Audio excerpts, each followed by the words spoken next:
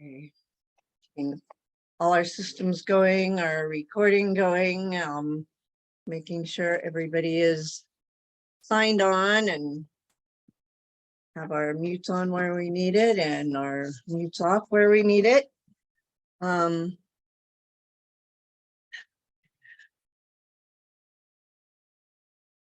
Trying to get our message off our screen. All right, well, thank you so much for joining us tonight. We're really excited about this Orca Month event on the nearly the end of Orca Month this year.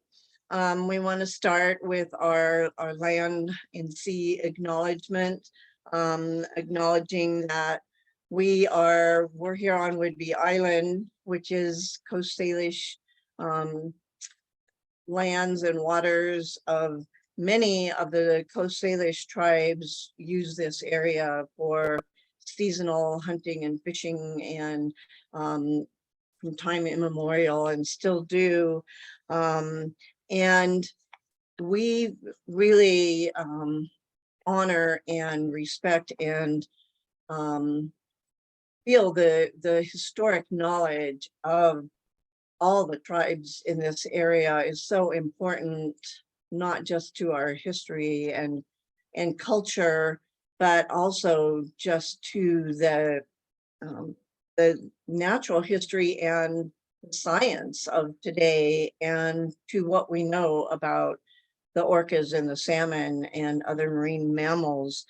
And to that end, we have for decades worked with many of the tribes and First Nations of the area. So more than just having acknowledgements at our events, we year-round partner with and work with and on behalf of the tribes of the area as often as possible.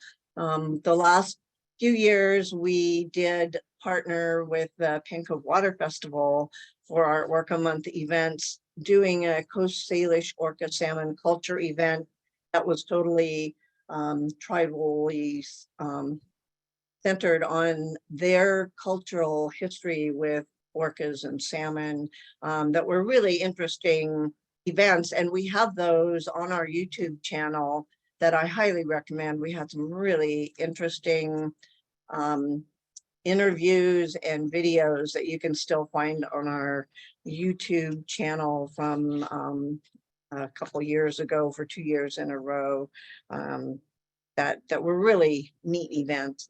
And we also historically have done a lot of just work helping support tribal treaty rights and work with things like the Chehalis Dam proposal, working with things like the Snake River Dam, many other tribal issues, working with the Lummies, and working with us on trying to bring Toki back. So we really, and in this event itself is borrowing their storytelling tradition, as many cultures have a storytelling tradition, and it's how history is passed on and how generations are connected to each other. And we really love that. By tonight, we hope what we can share about orcas who are gone, that many of you may have never had the chance to know, you can learn about from those who did get to know, and learn about, that you can learn about, and then continue the tradition of storytelling by sharing the stories you learned tonight with those you know, and especially children, so that the legacy of the Southern residents can live on for generations to come. Because, you know, to the Coast Salish, the orcas are their brethren. And I know to many of us, we feel the same. And we want to keep their stories alive, whether those orcas are still with us or not. And to some of us, we feel like they're still with us spiritually, whether they're still here in the ocean with next to us or not. So we really look forward to this evening, and we thank all of our guest storytellers who are here tonight. And as we were putting this together, it just so happened that we were invited by the Samish tribe that we've worked with for many decades to be invited to the naming ceremony for J59. And Cindy Hansen, who's been involved with the naming ceremonies that the Samish have been doing for years, was able to go with 2 of our other Orca Network staff and attend the naming ceremony. And as witnesses, those who attend are part of that is that they are bound to share the story of what they witnessed and learned at the naming ceremony, so that they will carry on and share the story of the naming ceremony. So we thought, how perfect to start our storytelling tonight with the story of J59's new name and how she got that. So we get to start with that from Cindy, and that happened Saturday. So finally, so thank you, Cindy, for doing that. Yeah, definitely. Thank you, Susan. Thank you, everybody, so much for joining us this evening. I am actually going to share my screen and just show a few slides as I talk.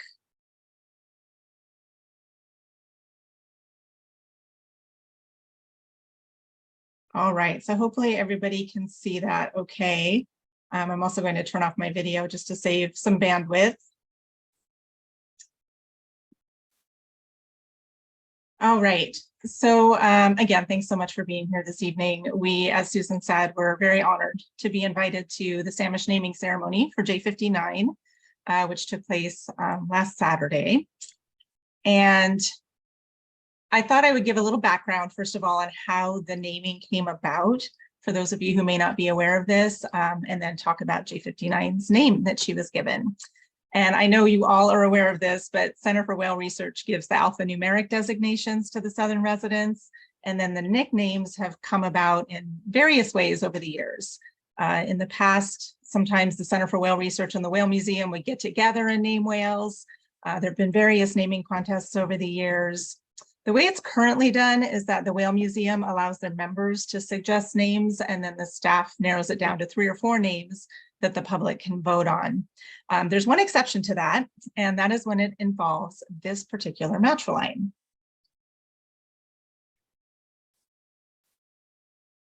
So this is J2 Granny's family line. I'm sure you're all familiar with Granny. I also included J1 Ruffles here because even though we now know that he wasn't genetically related to J2, he was most definitely still family.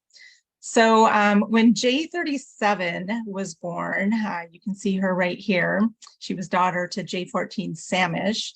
Amy Traxler, who ran the Orca adoption program at the time, and others at the Whale Museum, had the idea to reach out to the Samish Nation and ask if they would like to name the calf, and they agreed. And like other Coast Salish tribes, the Samish consider the orcas their family members. So in addition to giving a name to J37, they also held a traditional potlatch ceremony to celebrate the new calf and honor their invited guests. And they've continued this tradition with all of the calves born into this matriline since then. So J37 was named Haishka, which means thank you or blessing. J40, who was born in 2004, was named Suttles after Wayne Suttles. He was an anthropologist and linguist who was very important to the Samish people. J14 Samish's youngest was J45, born in 2009, and he was named Siyichin, which means younger one. And then in 2012, Haishka had her first calf, so that was Samish's first grandchild. He was named Tilam Ingus, which means singing grandchild. And that brings us to J59, Haishka's second calf, who was born sometime around the 1st of March in 2022. And a naming ceremony was held for her by the Samish Nation last Saturday, as Susan mentioned. So I was able to attend with my coworkers, Katie Kirchhoffer and Cindy Rausch. And as with the other namings, this was a traditional potlatch ceremony. So because J59 couldn't be there with us in person, a young Samish member was introduced as the stand-in, and she walked through the room carrying a photo of the calf, which was recently taken by Monica Whelan Shields. So this was followed by statements from the named witnesses and traditional potlatch gift giving. The Samish are known as the giving people, and this is certainly a fitting name because they're incredibly generous. They had boxes and boxes of gifts that they walked around and gave to their guests who were in attendance. So J59 was given the name Swiakosh, which means reason for hope child. And they even did a little tutorial with all of us to make sure we knew how to say it correctly. So said it several times and had us repeat. So I'll say it a couple times as well. Swiakosh, Swiakosh, which means reason for hope child. So it's a beautiful name with a beautiful meaning. It was an incredibly moving and emotional ceremony. We were so grateful to be there. And we really thank the Samish Nation for inviting us and for their kindness. And as witnesses to the event, we will continue to tell the story of Swiakosh and speak of the profound relationship between her family and the Samish Nation.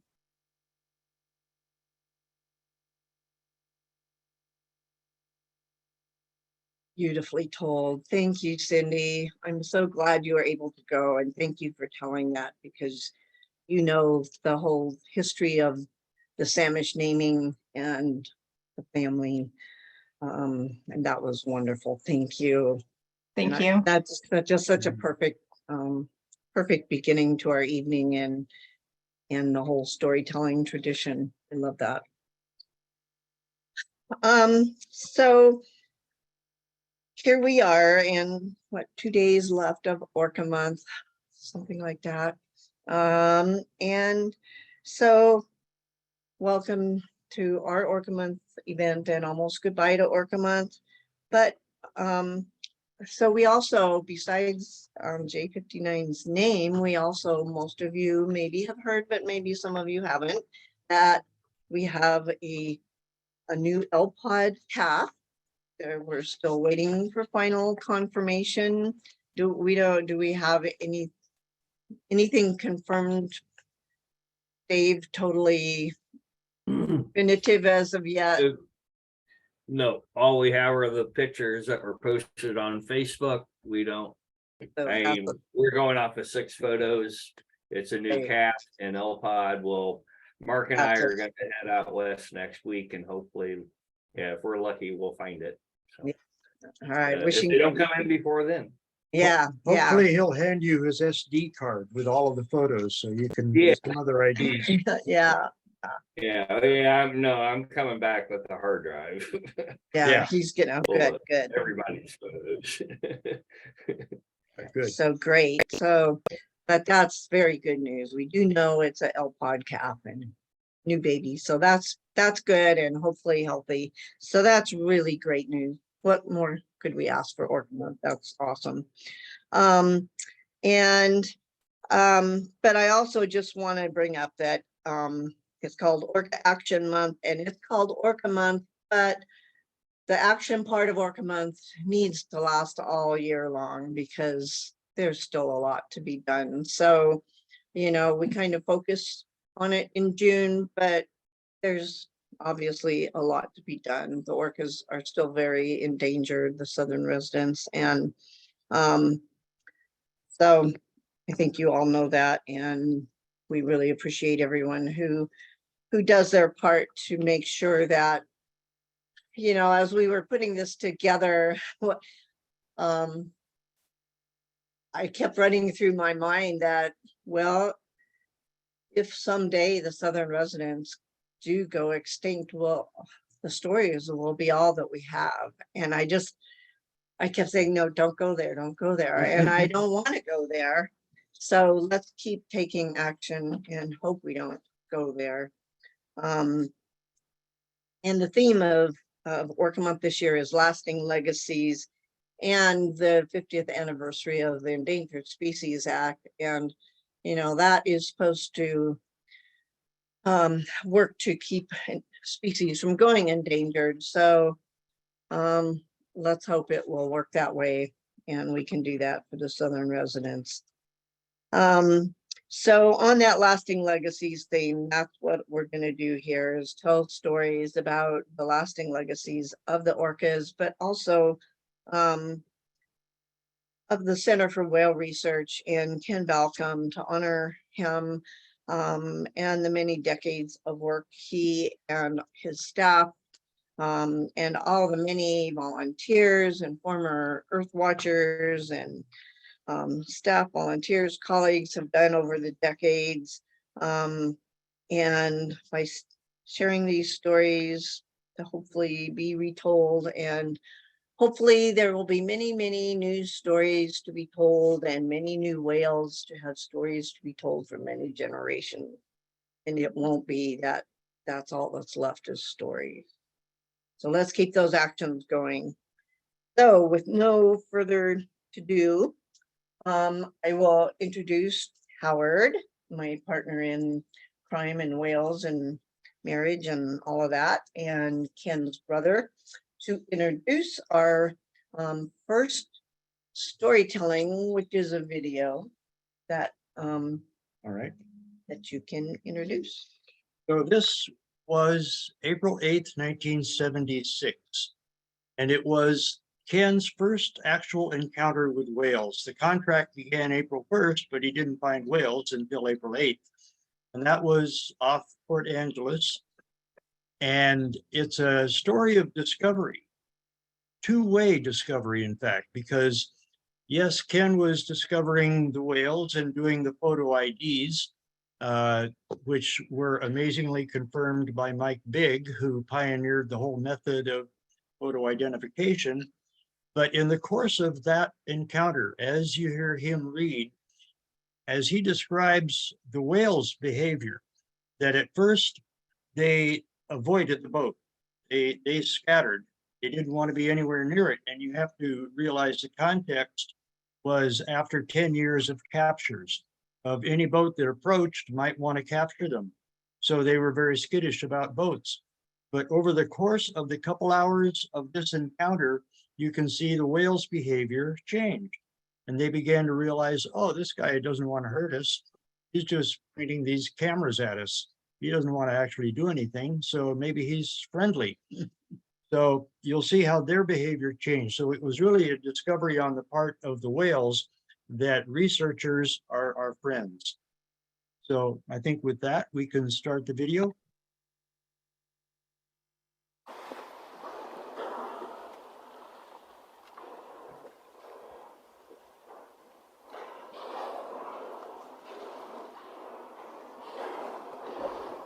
We began on April Fool's Day, 1976, with a contract to the U.S. National Marine Fisheries Service to study, it was called A Killer Whale Study in Puget Sound and Environs. That was the title of the contract.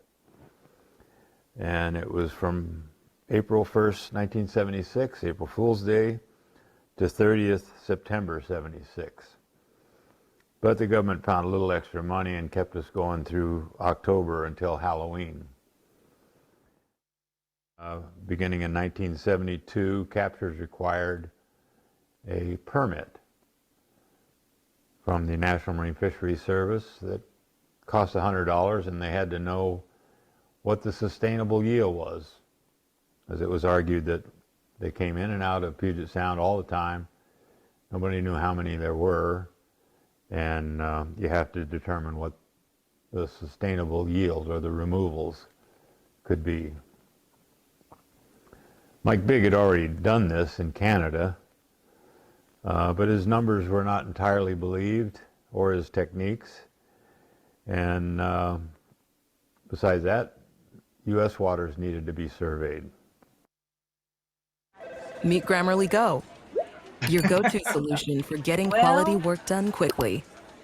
Skip ad. 8th of April, 1976. We started up at 0700 and cast off at 0710 in the drizzly gloom that is typical weather for Port Angeles this time of year. At 0722, we cleared Edith's Hook and set 2850 RPM for Dungeness Spit, en route the southern Puget Sound. At 0730, we encountered 15 to 20 Phocinoides doll porpoise, and at 0748, we saw about 15 more, swimming at high speed and frequently changing direction.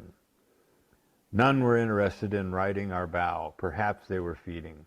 At 0815, when just off the middle of Dungeness Spit, I spotted killer whales, or Sinus orca, about 1.5 miles ahead and coming our way. So, begins the encounter. The initial grouping of the whales was as follows. One large group of about 25 whales was most inshore, and that group consisted of females, young whales, and not so prominent males. Several other smaller groups, consisting of a male and one or two other whales, were further offshore, to a distance of about 3 miles from the beach.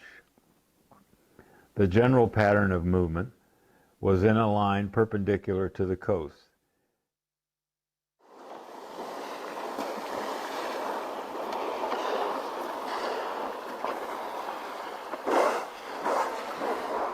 It was very apparent that the whales were initially concerned with avoiding us. They dove and came up several minutes later, a good long distance astern of us toward Port Angeles. We turned and proceeded toward the large group again, and at a distance of about 400 yards, they porpoised briefly and dove again for several minutes. Both we and the whales did not behave calmly for the first hour. Rain was spoiling our opportunities for photographs, getting our cameras all wet, and dampening our spirits. Even at slow speed and with patience, we did not closely approach the group of 25 whales, so we started toward a smaller group a little further offshore. One male in company with a female and a calf about 11.5 feet long, PX2, frame 17. The main group of 25 whales calmed down immediately and resumed a leisurely dive interval of about 1 minute to 1 minute 50 seconds down, still proceeding westerly. By 10:15, we were abeam the stacks at the east end of Port Angeles. A school of Phocinoides dolli had nonchalantly passed us going east without any apparent reaction from the killer whales. Now, I'll just side note here that at the time, this is basically a killer whale study. It was not well known that we had two ecotypes here, the meat-eating transients and a fish-eating ecotype known as residents. We sort of were just in the state of forming that knowledge at that time. We were beginning to trail the whales by about 1/3 mile, so I increased RPM to 1200. The whales reacted immediately by increasing activity. We closely approached them again by 10:20 near Edith's Hook and reduced RPMs to 1050. At this point, we were near one subgroup of about 15 whales. At 10:30, we observed one subgroup of 22 or 23 whales that came up for about 5 blows. A downtime of 3 minutes, 24 seconds was observed, and then 15 or 16 whales came up for 6 or 7 blows. By 10:43, the school structure had loosened to 2 groups of 6 whales, each with a large male, plus a couple of whales, plus several other groups of 4 or 5 whales, each with a male, plus 3 or 4 whales accompanied by a male, plus a few others. Due to the difficulty of counting numbers of whales that do not all surface at the same time, I can only estimate the total number of whales was about 40. At 11:15½, the whales momentarily stopped their forward motion to the west. We counted 5 large males in the aggregation and 2 other males, one accompanied by a female, the other with a female and a calf. The rain stopped and the wind was calm as we idled along at the speed of the whales. A baby whale spy hopped, PX5-35, and another splashed the water with its flipper. I shot a number of photos, PX5, frames 28 to 33, of a large male whale that had a bite-like chunk missing from the bottom third of its dorsal fin on the posterior margin. later found this was L8.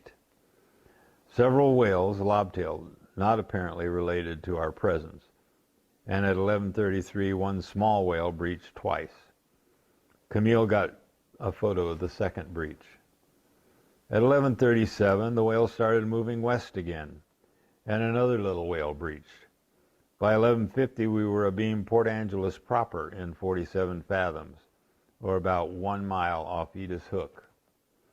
We increased speed to 1050 RPM, 4 knots, and kept up with the whales, which were by now traveling in a broad line perpendicular to the shore, extending about 2 miles offshore. The line was really a dotted line of numerous small groups of whale moving together, but its orientation was definitely perpendicular to the coast of the strait. Shortly after noon, I began counting individual whale respirations and timing down times, etc. A female whale with double-notched scars on the posterior margin of her dorsal fin, PX6, frame 7, was up for 6 blows, down for 10 minutes and 35 seconds, up for 10 blows, down for 6 minutes 15 seconds, up for 10 blows, but her behavior seemed to indicate that she was not at ease with our presence. A male that was with her had no real distinctive markings, but by their association I was able to time him as follows.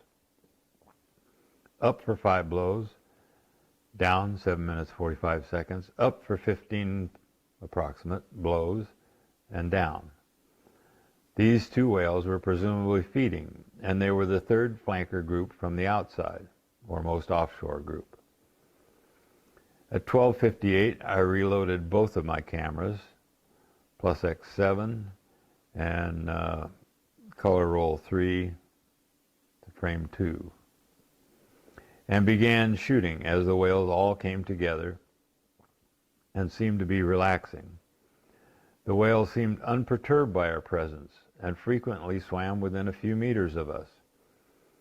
At 13:23, we were about a half-mile offshore of Observatory Point. A young whale breached, PX7-20, and much finning and flopping of it was observed for a few minutes. The whales dispersed into small groups again and moved westward, getting to a perpendicular with Crescent Rock by about 13:35. One male, PX7 frame 21, and a female became very active in a tight circle, as if feeding, so I took movies of them for a few spurts. Other whales began, quote, feeding also, and 2 baby whales were left in our immediate vicinity to play and look at us as their mothers were down for long periods of time. One of the babies was only about 8.5 feet long and designated Pink Baby by Camille, and the other was 10 to 11 feet long. At 13:50 there was another breach, and some more lobtailing and finning. At 14:14 we were about 3 miles west of Crescent Rock and passing through areas of kelp with the whales. One male had a long string of kelp draped around its dorsal fin, and another male whale swam directly through a small patch of kelp. Do they enjoy the feel of kelp on their skin? By 14:40, the aggregation of whales had moved slightly ahead of us as we idled. They had again formed 2 separate groups, 22 or 23 and 15 to 17, as they continued moving westerly. The wind came upon us strong from the east with rain and chill. Reluctantly, we departed the whales at 15:15, about 1.5 miles offshore Twin Rivers, to return to Port Angeles while getting was good. I called Mike Bigg in the evening, and from my description of some of the whales we had seen, he identified the following. Male L8, close saddle, that bite on the lower third of the posterior margin of the fin. Male K5, open saddle with chevron or sergeant stripes on the saddle pattern. L10, closed saddle with a bite mark up near the top of the dorsal fin, a posterior margin. And male K1 that had 2 notches made by Mike Bigg et al. In October 1973 when they attached a radio transmitter to this whale nicknamed Taku and then released him. He was too large for the capture travel. The transmitter was designed to release after 1 month. Mike also said that a school of whales, presumably this group, was reported inbound on the Vancouver Island side of the Strait of Juan de Fuca on Monday, 5 April. He launched from Victoria to intercept them, but apparently the whales did not follow their usual route of traveling past Victoria and up Harrow Strait. Our intercept and documentation of these whales is the first undeniable record of their presence in these waters in the month of April. Mike has records of these resident pod males for each other month of the year. So that was Encounter 1, 1976. So begins Orca Survey.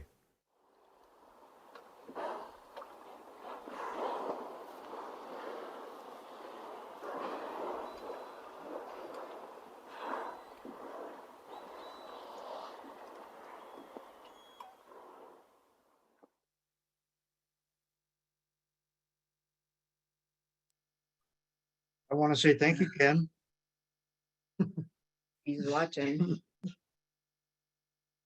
Little did he know that that was going to be an awful long 1-year contract. Went on and on. He made sure it did. He realized right away these are very long-lived mammals, and we're going to do a proper long-term study of them. Could be at least one whale generation, maybe 2 or 3. So it's now into the 47th year. Yeah. And so in that video, and at the end of the video is A1. So we thought the next story from Bonnie Gretz, who was an Earth Watcher at the Center for Whale Research on a secret mission while Howie was there,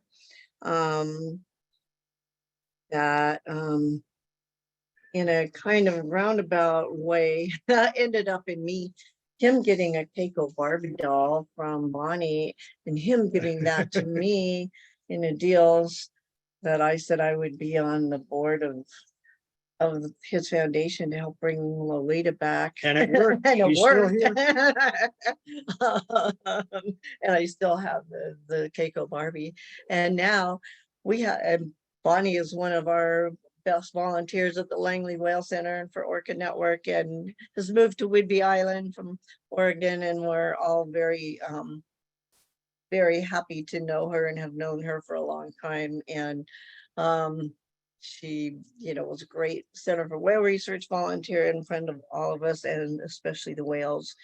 And so we wanted her to tell her special K1 story and a poem she wrote following Ken's, since he ended with that photo of K1. Well, thanks for joining us, Bonnie, and for the Barbie doll too. I still play with her. Okay, well, in 1994, a long time ago, I was searching for a fun vacation that wasn't too far away, but was different from what I had been doing. And by some serendipity, the Earthwatch catalog appeared in my mailbox. I had never heard of this organization before, and I thought, how exciting. But again, I didn't want to go too far away. Earthwatch, you can go all over the world and volunteer for all sorts of things. So I saw this, Orca survey in Washington State and thought, well, that sounds cool. I didn't know anything about orcas other than, unfortunately that, SeaWorld and at the time Marineland was still in Los Angeles. So I was able to get into the one time I could go that summer. So I flew up to Seattle and actually flew over to San Juan Island. ended up at the Center for Whale Research. And of course, the first night, Ken gave us the kind of overview of the Southern residents and the work that he'd already been doing for all these years. And he said, well, you know, we've got two teams of people, and your team is going to be the one that's up tomorrow if the whales show up. So be prepared to get up early. So sure enough, at 5 o'clock the next morning, we were, you know, shaken awake and said, get your lunch and get down to the boat, which was a little catamaran. I don't know how long it was, Dave would know. Go out with Dave and out into Harrow Strait. And it was so early, it was like 7 o'clock that by then. The sun was up and the water was like a sheet of glass. And I am sure, and I've told Dave this many times, but that he can actually see over the horizon to identify which whales are coming towards us. But sure enough, he said it's K1 Taku and it's K2 Lummi, his mother. So we just kind of sat there and waited for them, and they came closer and closer. And Lummi stayed a little bit off of the boat, but Taku came right up to the boat and he circled us and looked at us. And you know, you all know they don't always acknowledge that you're there. It's very rare that they actually take a look at you. And he turned and looked me and everybody else in the eye. And I always say I literally fell into his world because of that, and not in the water, but into his world. And then Dave put the hydrophone in the water, and we could hear them, you know, vocalizing, which was also just amazing. And the rest of the 10 days, you know, we had all sorts of wonderful encounters, and we learned all about the photo ID and everything. And then I you know, didn't get back there until 1996. And this time I went with Dennis Kelly, who's was a marine biology professor in California. And he had a thing called whale school. And said, oh, great, I have to go back to the San Juans, and this is a great way to do it. He's a professor, I'll learn more. And we were actually camping on Spiden Island. There's a big lodge there, and we were camping in tents that had wooden floors, and you could roll up the sides. And so the first night the first morning, really early, because again, the sun was up early. We're just lying there thinking, finally, I'm back. This is so great. I know we're going to see lots of whales. And someone yells, there's orcas. And everybody went running out of their tent in whatever they were wearing to bed. And we're standing up on the bluff of Spiden Island looking down. And sure enough, here came a small group of whales, which is one big male and a couple of females and some small ones. And I, of course, don't know for sure if it was Taku, but I decided it was because I really wanted to see him. And it was this gorgeous, glass, smooth, wonderful morning. And so I got inspired. I'm not a very good poem writer, but I wrote a poem about it. And so I'll read that to you. And so it's, as the early dawn light opens my eyes, slowly my mind becomes aware of fresh sea-scented air, the call of the ravens, the whisper of the wind. But suddenly a call, the whales are here in Spiden Channel. I run into the meadow above the sea, the sky softly gleaming blue, pink, gold, the water like glass swirled with the tide, Harrow Strait brighter with the sun reaching out. But oh, there they are, those sleek glistening dorsal fins gliding west, surely on the scent of salmon, or maybe greeting the morning with joy. The family is there, a little one, staying close to mom, sisters and aunts, and that awesome big dorsal of, oh, maybe my Taku, rising so slowly up, his blow hangs like crystal drops in the air, still morning air. I watched with my heart, knowing they'd come to greet me, to welcome me back to the home of my spirit, where the orcas are. So Ken explained a little bit about Taku being unique, because not only was he captured, but was too big, but he got his little notches cut in his dorsal fin. But he did live to be about 40 or so, which even now is a really good age for adult male. But he also, every year that he lived, was proving that SeaWorld was lying about how long they lived in the wild versus captivity. So that was just another little added special job that he had or that he accomplished. And my father cut this out for me, and I painted it, and you can see his little notches right here. And so this little guy has been with me ever since.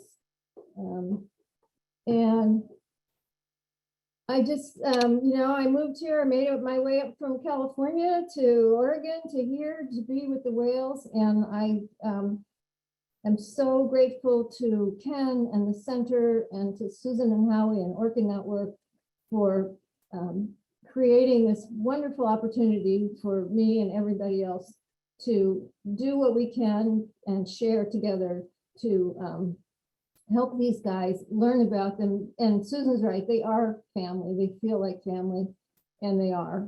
They're very special to all of us. So, and I really appreciate the opportunity to tell my story, because of course I love talking about them. And I don't know if I really should get credit for Susan and Howie being together, but Keiko, and he's another, we could tell another stories about Keiko too, even though he's not local, he wasn't a local whale, but if I contributed to you guys being together, that's fantastic. So thank you so much for letting me talk about them. And thank you. I'm so grateful to you guys for everything. Thanks so much, Bonnie. That was great. Yeah, I think it was a done deal, but the Barbie doll No, did the seal the Barbie deal was, very nicely. That was pretty.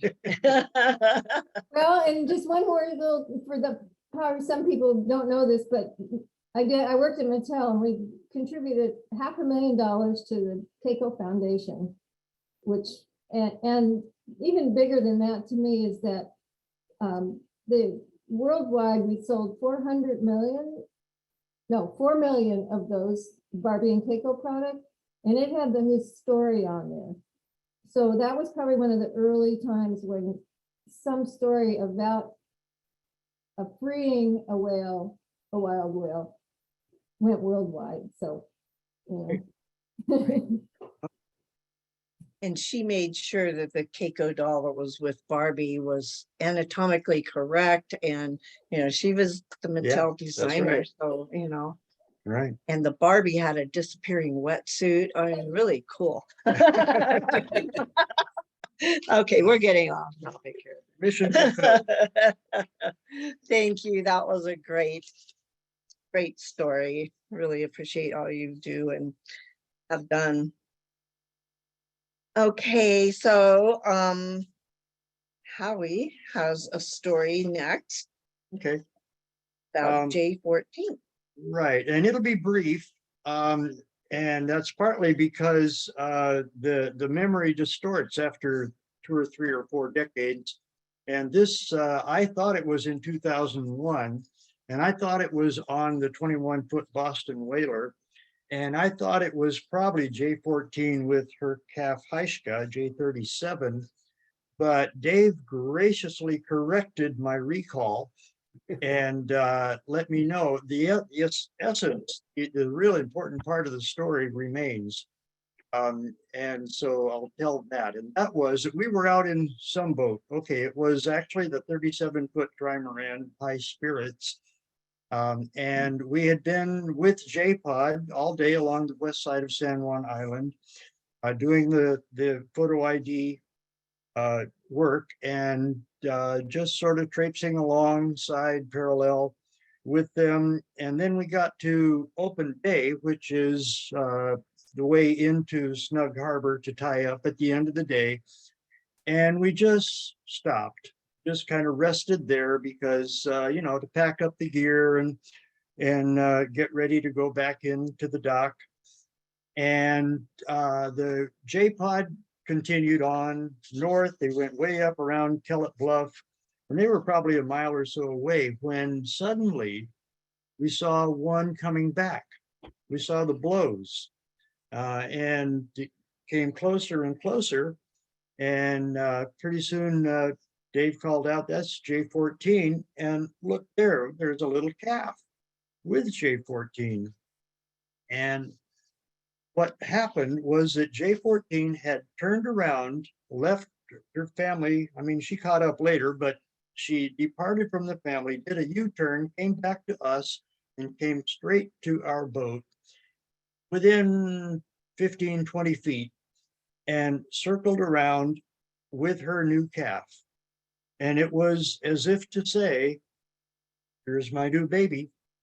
We didn't know really if she was introducing us to them or her baby to us, but it was definitely an interaction and an acquaintance. It was sort of a trust building experience all the way around. And it was just beautiful the way it happened. And it just left me in awe, and it opened my eyes that these whales are hyper aware. They know we're there, and they sense our intentions and our feelings toward them and respond accordingly. And I thought that was what she did, and it was just so beautiful.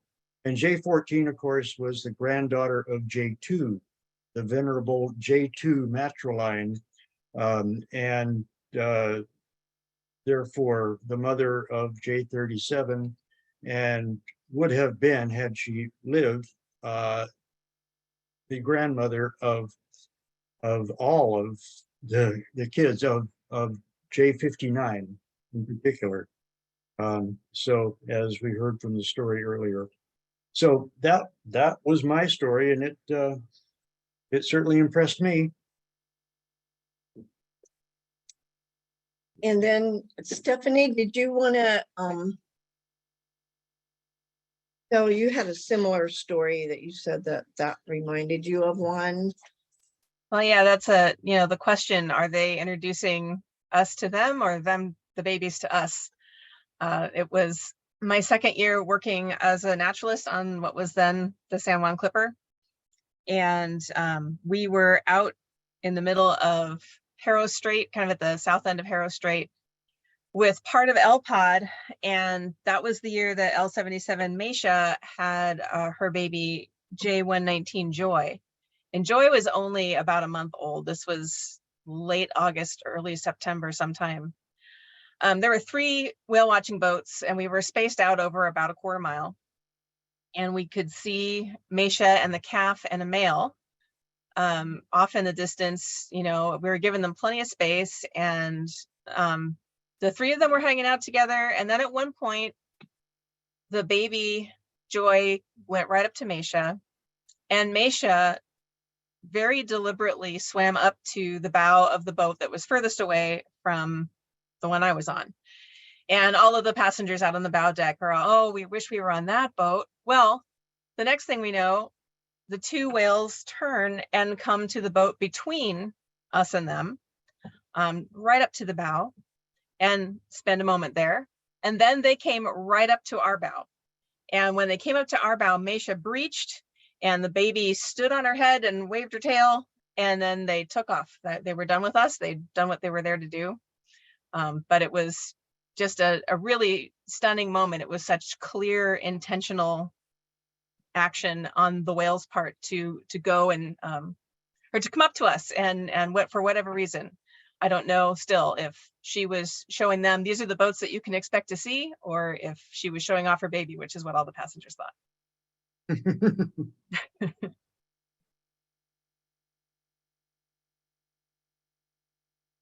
That's so amazing.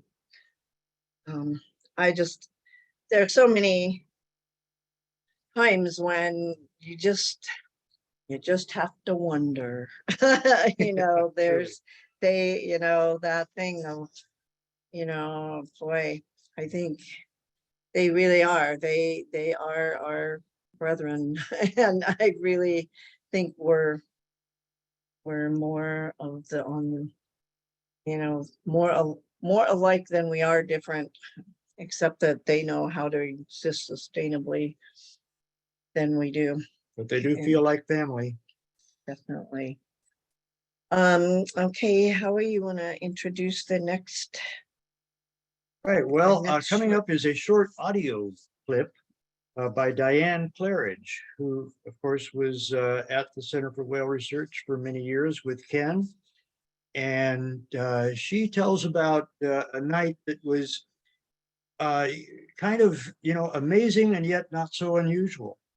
If you happen to be there, during those years when a whole lot of people were camped out and living in different places, and whales would show up in the middle of the night. So shall we play that audio? One of my memories of being with the whales is actually being asleep at night at the center's house there, but up on the hill away from the water some, and you'd wake up to the sound of blows and totally bleary-eyed, run downstairs, run down the hill, can hardly see, and yelling, "Whales, whales!" And everybody's coming out of tents and the teepee and the trailers and the campers, and we all gather on the deck, and then we all, really excited in the middle of the night, but then all just quiet so we can listen.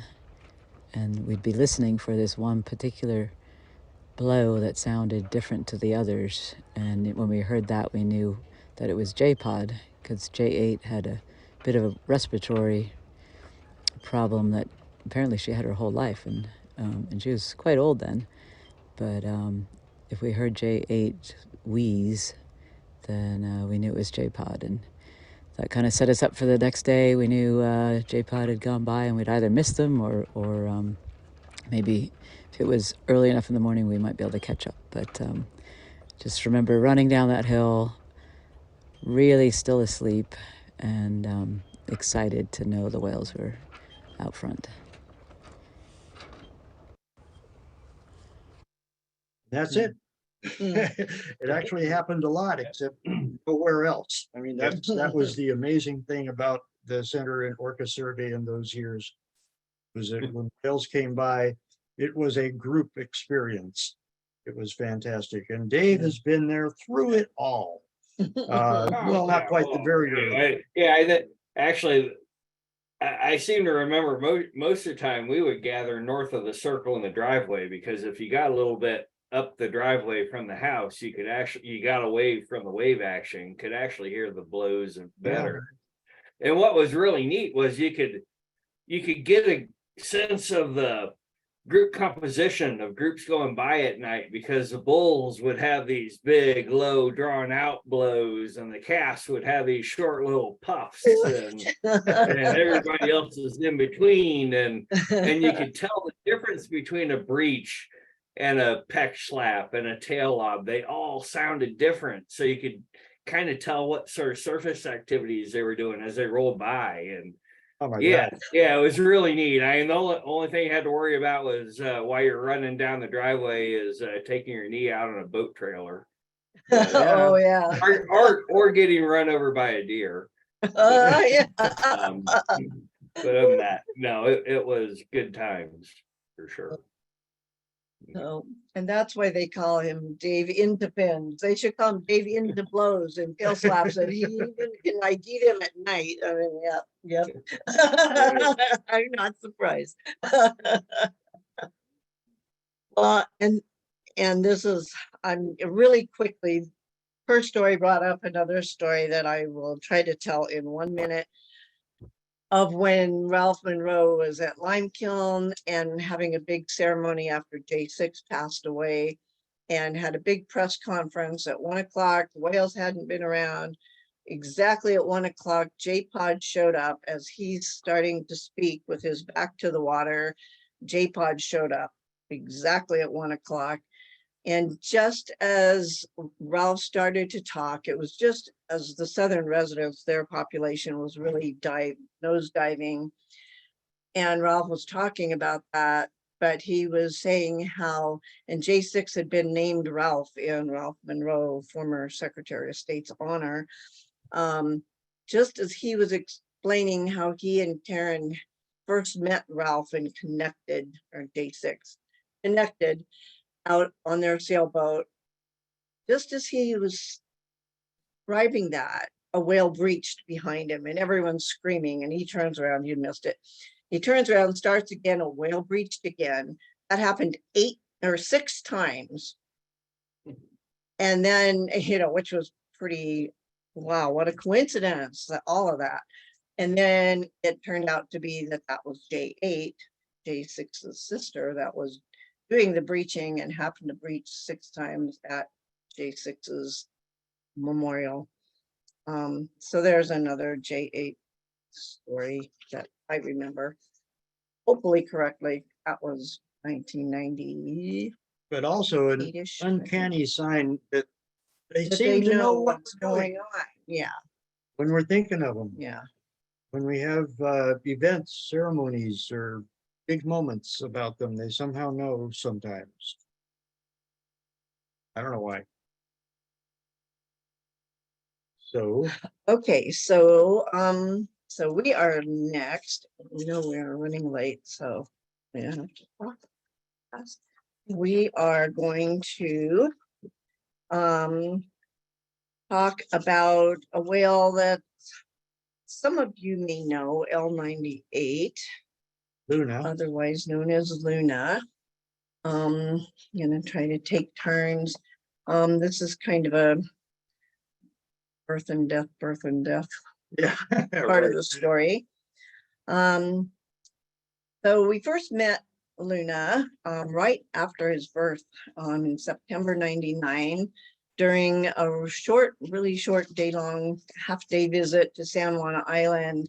Howie had been in Miami trying to break Lolita free for about 2 years, and it was his first time back San Juan Island. So we were at the center when Ken got a call that there was a female transient that was headed toward the house. So we went out on the deck to wait for the whale. And soon it swam into view, and Dave was there, who he can correct us if we're wrong in remembering this too. And so he and Ken quickly ID'd the so-called female transient as L67. So not a transient at all. And then pretty soon Ken was like, well, what's that behind her? Oh, there's a little calf. And it was L98 swimming along behind, having just been born. So we were also really surprised and excited, and it was as if she was coming by the center just to show him off. And for it to happen in just the few hours that Howie was there after being gone for 2 years in Miami, and to have it be an L-pod whale was just seemed really magical. So our special connection with Luna was born in that moment. So Luna's story was full of mysteries from the beginning. When L67 swam by with her new calf, she was alone. That was strange. L-pod nowhere to be seen. Later in the day, she rejoined L-pod, who was with K-pod. But then Luna showed up with K18 instead of L67. For a week, researchers wondered just who Luna really belonged to, as he was often seen with K18. But Luna ended up back with L67 and seemed to be a normal little guy staying with his mom and his pod, and then went missing in June 2001. Some believe he may have strayed when his uncle, L39, disappeared. L39 likely was dying and fell behind, and Luna stayed with him, losing track of L-pod and wandering away alone. And we know that Luna's mom sometimes strayed from Luna, even on the day he was born. But for a calf that young to not be with mom was pretty much a given that he hadn't survived. So thought the research world at that time. So we were heartbroken to learn of the disappearance of our special little calf and mourned his loss. Then in late 2001, Canada's Department of Fisheries and Oceans discovered Luna up in Nootka Sound, but didn't publicly disclose it until January 2002. So I remembered getting an email the night of our Orca Network monthly meeting from Don Ford. I was homesick, but I knew I needed to get word to the meeting. And yes, this was before smartphones or even cell phones for us. So I sent an email to a friend to to get word to Howie. And she lived just down the road from the fire hall where we had our meetings. And though she was already in her jammies, she got my call and the email, and she was like, I will get this down to him. So she jumped in her car in her jammies, ran down to the fire hall, and brought it down there so he could read the email with this news to everybody, so that they could celebrate the rebirth of Luna together. It was the first and only time that we actually celebrated the rebirth of a Southern resident that we thought we had lost, until Toki comes back, and then hopefully we'll be able to do it again.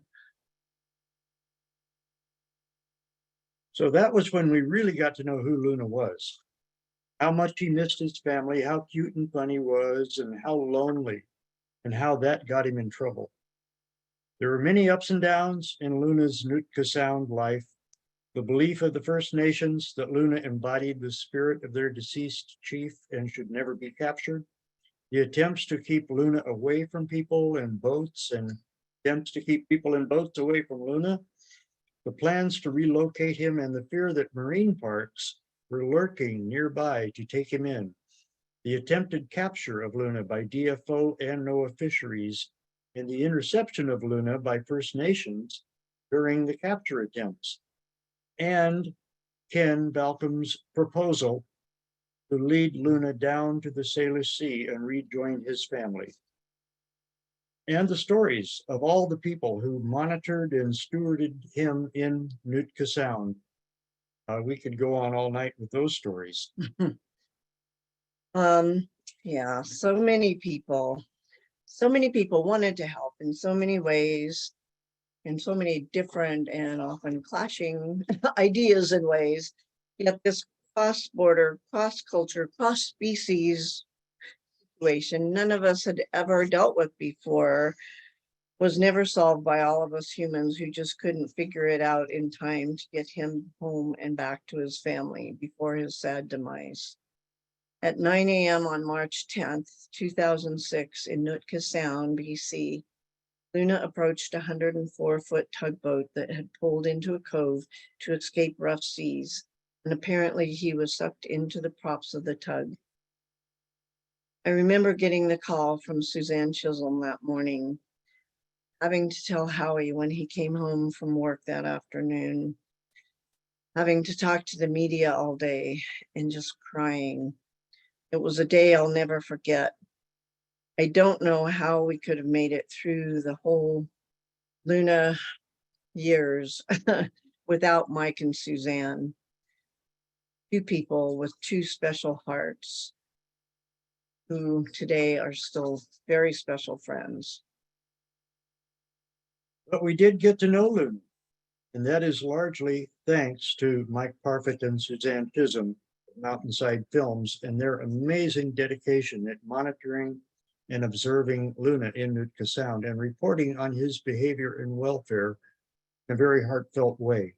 If not for Mike and Suzanne's constant communication and reporting with us during Luna's years in Nootka Sound, we would have known nothing about what was happening, or even if he was still alive.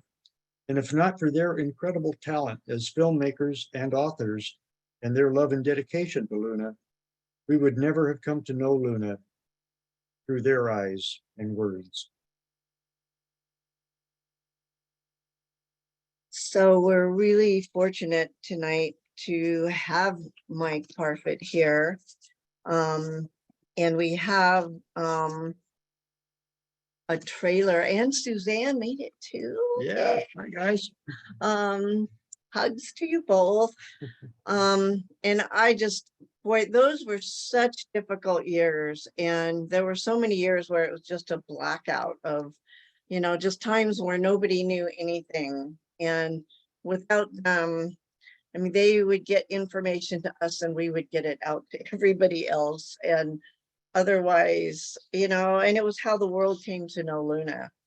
And now, thanks to The Whale, the movie, and Suzanne's book, you know, the world can know about Luna. And so, and also tonight through storytelling. And you want to start with the clip? We've got the trailer from the whale. I think Stephanie has that queued up. We'll start with that and I'll shut up.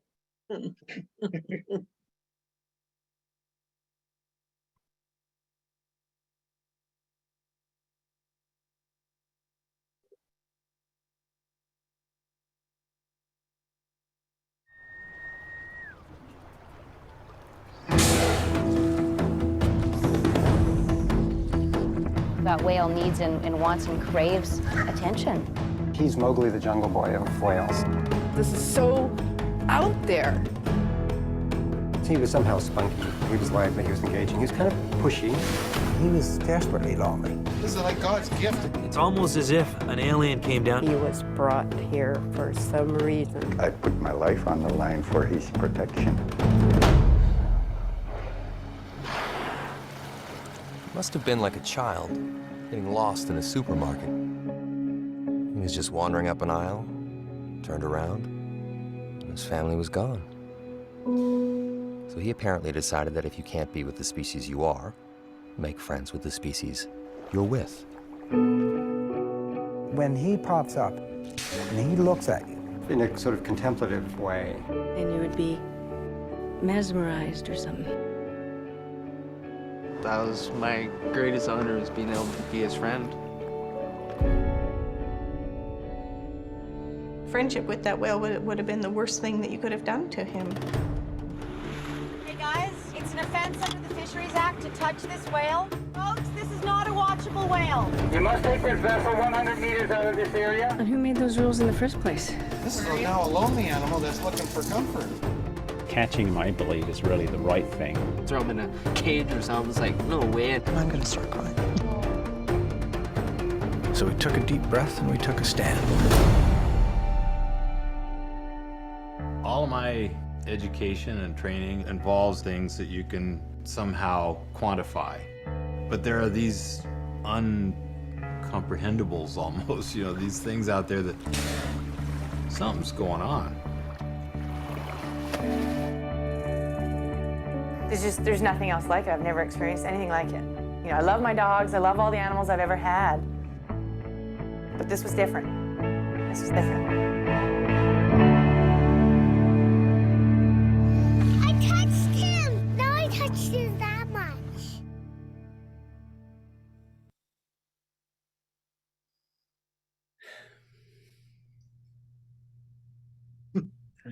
What can we say? Yeah, so Yeah, here we are. Yeah. I'm gonna just leave it to you guys to. I think obviously it's intense, recalling that. I was thinking about what I would want to say. There's two things that I would want to say is that we all had all this empathy, and so many people had the empathy and watched Luna and watched him apparently asking for companionship, and we had this empathy for him, and I think he had empathy for us. One of the absolutely striking things that we really didn't cover much in the film, we did a little bit, but was that on Nootka Sound, there was a constant presence of people in very small boats, kayaks, and not just kayaks, which have, you can sort of sit deep in the water with a kayak, but canoes, skiffs, all kinds of small boats like that. Luna never tipped anybody in the water. And as far as I know, was never even close to it, but he would go up to a sailboat, 35-foot sailboat, and push it in complete circles. So it was just astonishing. And the question was why? Why did he behave differently? And the only thing I could think of was that he turned the tables on us. We felt empathy toward him, and he felt it toward us, and he somehow knew that the people in those boats did not want to go swimming. So that was part of the mystery, the sense that I had over all this time. And very late in the process, we took on a kind of illegal stewardship trying to fill in when the First Nations stewardship ended, and there was no one out there with Luna to try to keep him away from getting into trouble, which he did. He played a lot, and he was getting bigger. He played at the fish farms and that sort of thing, and made enemies that way. We tried to keep him away from that. The sense of being around him that I had almost daily when I was out there by myself only amplified the mystery. I learned more and saw more and listened to him on the hydrophone, all of those things, but the mystery just grew. And so that's kind of, I wanted Suzanne, if you just wanted to say anything there too, but I find it very emotional. It is, and it's interesting, even after so many years, that emotion doesn't go away, because these connections that we are only just not even beginning to understand, they're so huge. And as Mike said, that whole idea that that animals can have empathy, it's not just an idea. I think it's a fact. But how do we interpret that, and then what do we do with that? It's pretty amazing stuff that we still don't understand.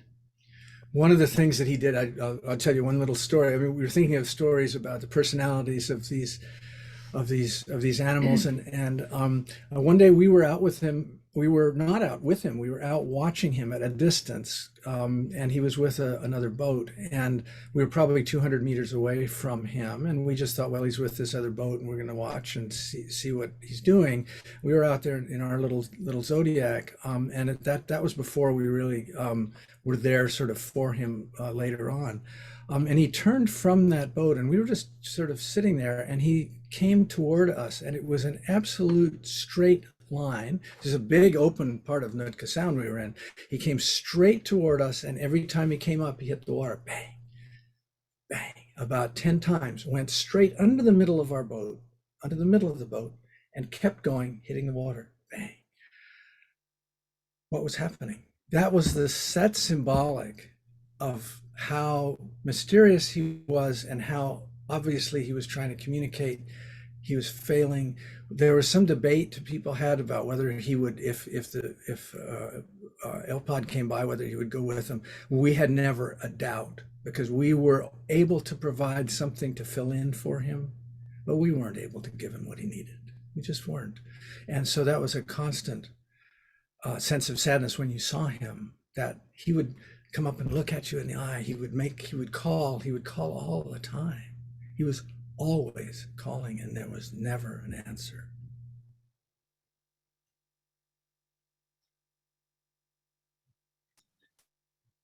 And the mystery remains. The mystery remains. But, he gave us a lot. We weren't filmmakers. We made a film about him because we couldn't do anything else. There was footage. There was an awful lot of footage from other people, and we wanted to tell this story so much. And we made this film, and what we are so happy about is that many people have watched that film who are not particularly interested in orcas, who are not some people who are devoted to whales. It was shown in many places. We got letters from young people in Scotland who said, well, I didn't have any idea. Luna, even though he's gone, remains an ambassador for the species. And we have facilitated that, but it was him. Thank you for telling the story, telling the world, telling us, and giving us that beautiful moment of movie. And every time we think about Luna, or you tell about Luna, all comes back. Yeah. And just thank you for your dedication of being, you gave up your life basically to be there for Luna. And, you guys and Ken and, so many people tried so hard to help him and make things happen. Ken was very supportive, really behind the scenes on all of that. And Ken's idea of leading him back it would have worked. It would have worked. Yeah. He knew Luna well, even maybe before he met him, because he knew orcas so well. He knew Luna would respond to his outreach and would want to follow and would come with him. And I'm sure he would have. Yep. But powers that be would not let that. Yeah, complicated Yeah. story. It's a Yeah. complicated story, but Thank you you. were Yeah. saying earlier, It- we do have to remember that everyone involved really wanted the best for Luna. That's right. And there were many different parties involved and many different reasons for everybody's thinking, and none of us really knew. You know, it was something none of us had ever dealt with before.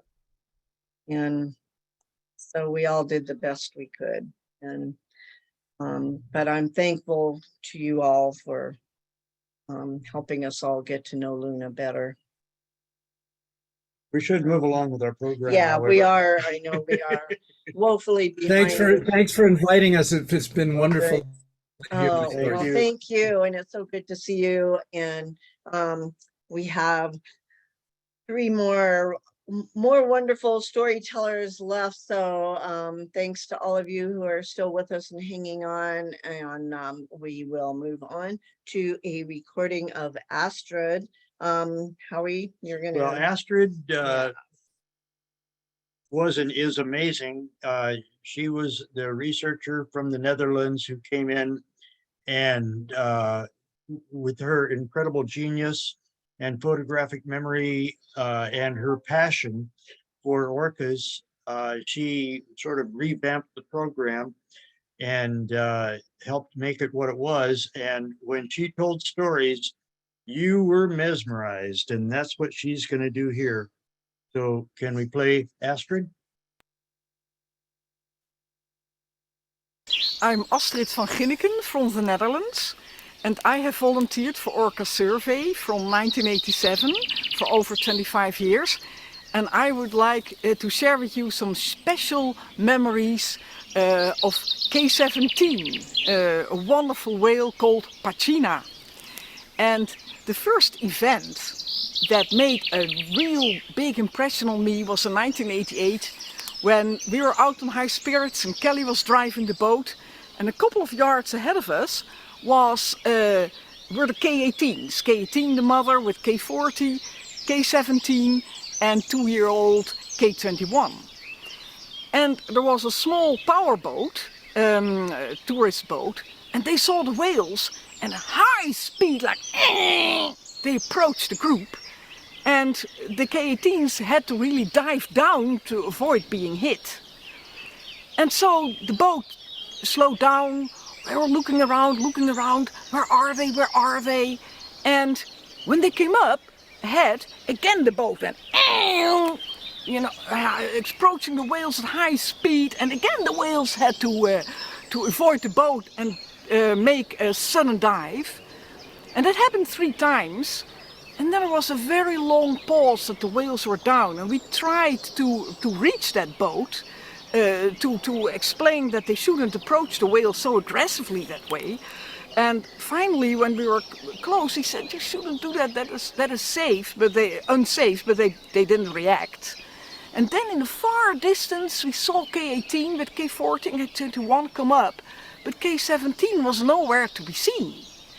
And then suddenly, about 70 yards to port side of the boat, K17 came up.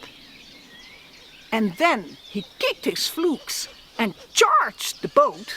And he didn't dive. He really charged the boat with the water like a torpedo flowing over his head. And we thought, oh God, it looks like he's going to ram the boat. And at the last moment, he dived and the boat was rocking. And the people were really, they were shaken and they didn't know what to do. And a minute, 2 minutes went by. And again K17 showed up 70 yards to the side of the boat. And again he kicked his flukes and like a torpedo he raced at them, and the water was flowing over his head, and at the last moment he dived again and the boat was rocking. And the people were frozen.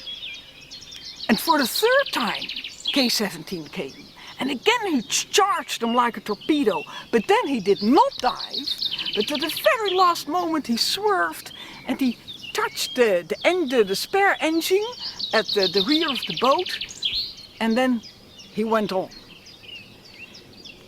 And so we came alongside, we explained what had happened and that they should never do that. And after that we left that boat and we saw them in the distance and we thought, well, we'll leave them with peace. We'll go look for other whales because they will be fed up with boats.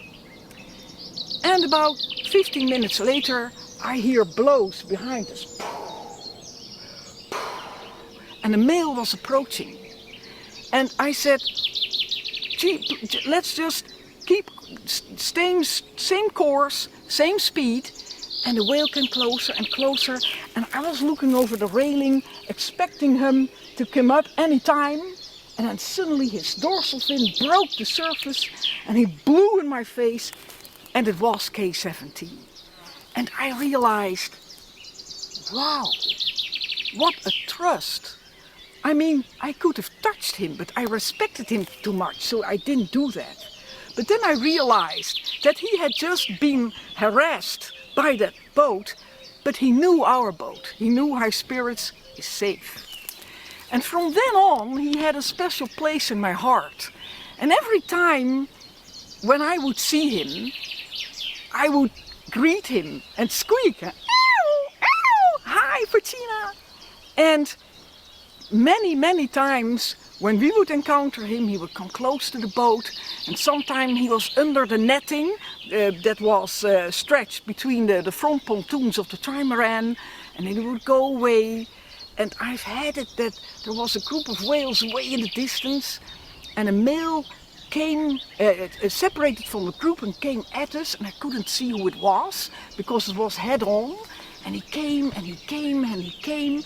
And he dived just before the boat, and we turned, and we expected him to come up maybe 50 yards further, but immediately on the other side of the boat he turned, and then he waved his flukes as if in greeting. And so that happened many times. And one day it was my last morning, and Diane Claridge offered a last encounter because the case had been seen in the strait.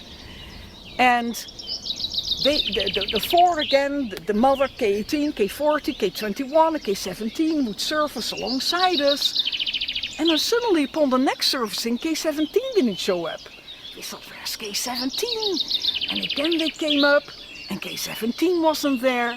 And suddenly Diane, steering the boat, said, Astrid, K-17 is under the bow. So I jumped up on the bow, and there he was, gently swimming in front of us, keeping his position. And a few times he turned on his side and was looking at us. And then finally he went on, and that was his goodbye for that summer. But then, a sad thing, on September 10th, I believe, 1994, we hadn't seen the whales for quite a while. The last time he had been seen before that was August 25th, and he was fine. And I see K-17 swim by the porch of the house, and I think, oh no, he was totally emaciated. You could see the bone of the skull behind it, and his neck was sunken. You saw his ribs, his fin was leaning, and so I called the boat who was out, please look for K-17 because he looks very gravely ill. And so they did find him later that afternoon. Occasionally he was resting his head on his mother's back, and well, at the end of the day they left him, and that was the last we've seen of him. K-17, protecting brother.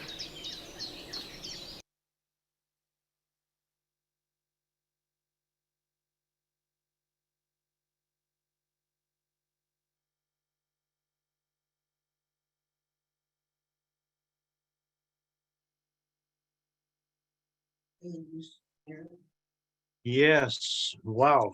I was definitely immersed in Astrid K-17 stories. And now I would like to introduce Erin Heidenreich, longtime volunteer student and employee of the Center for Whale Research, who has something I haven't heard before. So Erin, are you there? Well, do we have Erin? Erin Heidenreich, are you in the room? Perhaps not. Hi, can you guys see me? I can hear you. Okay. Hit video. Video. I am hitting video. Sorry, my phone's a little slow. Yep, Yes. there's talking. Hi, Hi, guys. Erin. Hi. Yes. And then we'll. Hey, everybody. Nice to see many of your faces. I haven't seen a lot of you in a long time. So I just have a quick story. It's hard to follow Astrid and her storytelling, as you all know.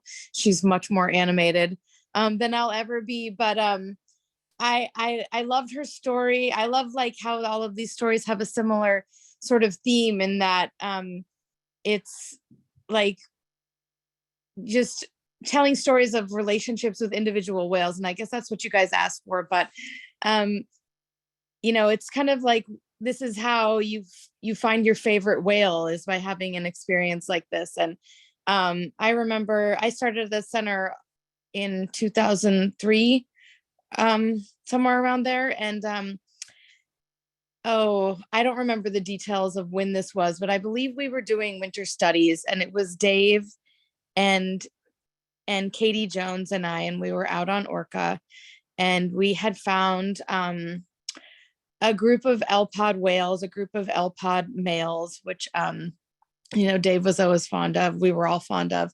And it's something that I don't think you see too much anymore, those big groups of adolescent male whales. They were really fun. And we had been following two whales, L74 and L73, who were cousins, and they were part of the now extinct line of the L9 whales. There's no more L9 whales, sadly. L84 was the last, who I had to look this up. He died in 2019. But anyway, these two were, they were in their early 20s. And so they were big and kind of you know, they had the wobbly dorsal fins that adolescent males have, and they were just really fun to watch. And we were following them out somewhere near Salmon Bank, I believe. Dave, you can correct me later on the details.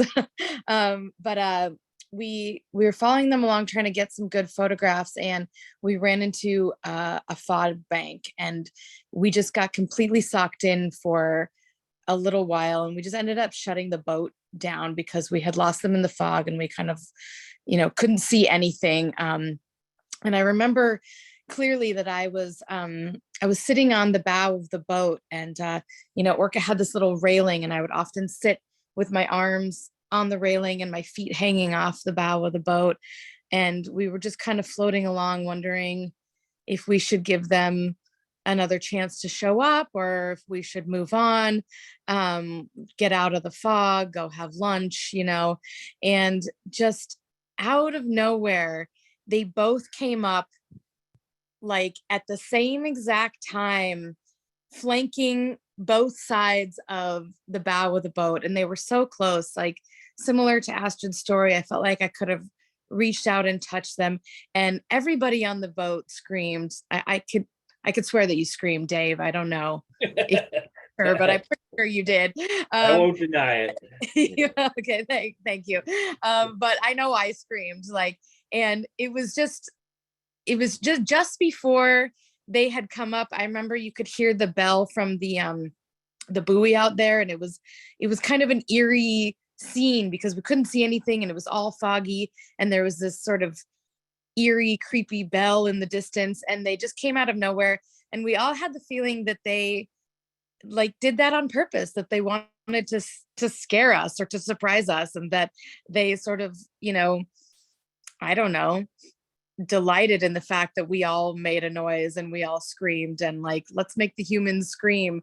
And we laughed about it for a long time. And it was just such a cool experience. And I think we ended up catching up with them for a little bit, and they played around with us for a little while, and then maybe we lost them in the fog again. I can't remember, but it just was, they became my favorite whales after a while. And they were born in the same year, and they died, I think, 1 year apart from each other, just like 23, 24 years old, and 2009, 2010. And that was so sad that they died before they got to get really big, but they were fun, and we enjoyed watching them be adolescents together. And I just feel so lucky and grateful that I got to be around during those days when there was big groups of fun adolescent males like that. It's been a while since I've been on the water, but I don't know that there's so many anymore.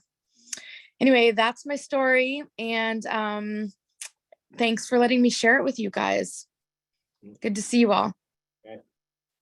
Thanks, Erin. Thank you, Erin. That was great. Thank you. That was Thanks, guys. Here, I'll put on my video so I can precious. wave to you. Yeah. Yeah. So I'm gonna stick around to hear your story, Dave, but I'm gonna. Yeah, Dave is up. yeah, yeah. And I, boy, I don't know if any intro needed for Dave, and apologies to both of you or anybody who has to follow Astrid. I mean, that was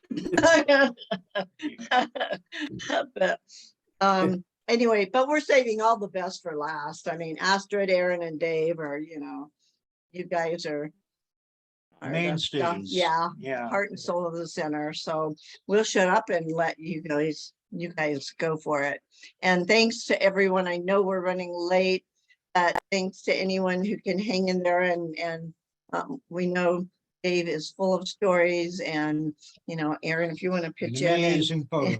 and correct Dave if his memories are wrong. Oh, yeah, let's do that.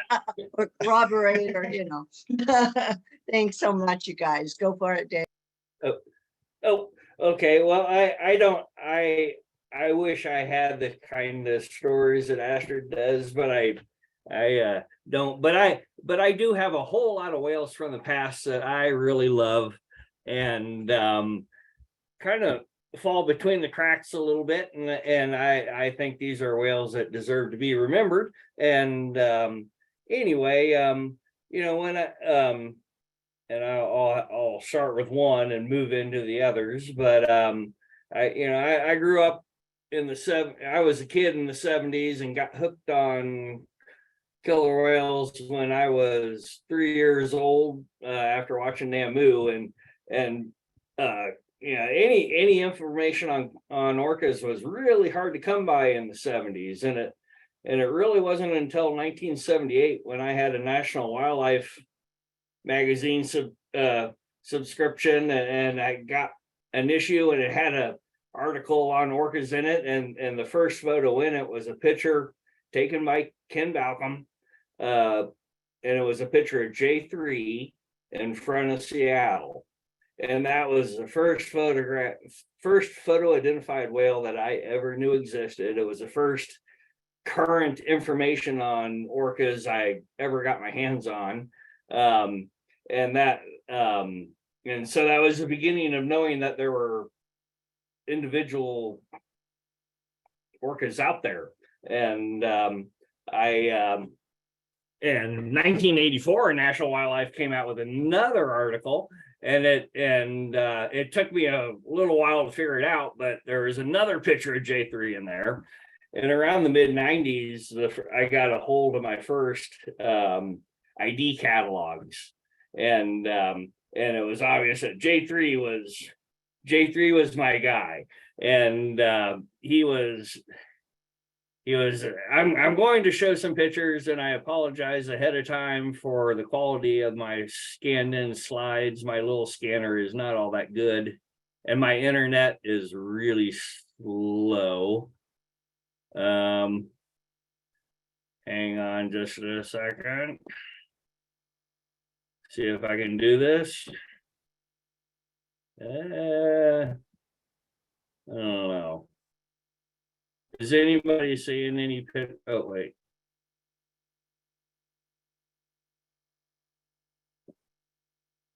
Ah. Fuck. Oop, shoot. I mean, screw. So are people seeing a J3, a black and white? There's the, oh yeah, Anybody see that? yeah. Well, Well, there's. yeah, Uh, we're seeing a whole Anyway, page of thumbnails. is that? Oh no. Okay. I'll tell you what. Oh no. I did that wrong then. Hang on. There we There are. we go. Ah, There he is. how about that? That's Yeah. it. Okay. Tell you what, I'm gonna close my Susan and Cindy told me that if I stop my video, it might work better. Anyway, J3, yeah, J3 ended up being my favorite whale. And my first opportunity to see him was when I did a whale school with, at the time, being run by the Whale Museum in 1988. And I did, first day I got a glimpse from shore from Limekiln, and then saw him from a distance on another day. And then the moment that J-Pod came up beside the boat and J3 came up beside the boat, I was on my last frame of film and I did not get the picture. So he was kind of the whale that got away. But then I signed up for Ken's Earthwatch the next year, Orca Survey Earthwatch. And very first morning, we had J-Pod go by the house. It was just an incredible morning. We had already, Ken had given his welcome to Earthwatch spiel, which got interrupted by an otter crawling out on the rocks eating a crab. And then before we could take a picture of the otter eating the crab, an eagle swooped down and grabbed the crab away from the otter. And then J-Pod came by. So we were kind of blown. Yeah, I was kind of hooked with the property from day one. And then we went on the boat, had a great day with J-Pod, and I got just about every angle of J3 that I wanted. And he's just the coolest looking whale. Yeah, with J-Pod, I'm not sure how long these things take to come up. I shouldn't click on them too quick. But anyway, I got invited back the next summer, and early in the summer, yeah, we went out after J-Pod not really being around much. They finally showed up. We went out, and right off Kellett Bluff, J3 breached twice. And needless to say, I didn't get the first breach, but I got the second breach, and it ended up being the best bull breach I ever took in my life. So I'm eternally grateful to J3 for unfortunately I was shooting print film, but anyway, he just was always there, and just a good whale. He overlapped with J20. This is the only picture I have of him and J26 when J26 was a baby. He was very cute together, but I'm glad they overlap because J26 seems to me to be a living reminder of J3. They don't, other than the open saddle, which isn't even the right open saddle, their fins don't hang right, but there's something about the body shape that just of J26 that is still reminiscent of J3 to me. So I say that Mike is another favorite, but anyway, yeah, J3 was just, unfortunately we lost him in May of 95, but he he was part of when I first started learning about J-Pod, and it was basically the big three of adult males. I have been accused in the past of being bull centric, and I'll own it. To me, it feels like the adult males, the rise and fall of those big dorsal fins kind of defined for me the little mini eras between the decades as they go by. And yeah, they're just kind of for a little while, because they change as they grow, and they fade out quicker, but they seem to be the face for a time. And for so many years, through the second half of the 70s, through all the 80s, through the first half of the 90s, it was J1, J3, J6. And J1 was around forever, and J6 was a star when he was around. So he got a lot of, but J3 was one of those whales that, except for the Mark Sears and crew, J3 didn't quite he wasn't quite as in the action as much as J6. So but he had a good look, and I'd swear that the dorsal fins of the whales of this era are bigger than the dorsal fins of the whales of the current era, but that might just me be, I might be getting old. Anyway, anyway,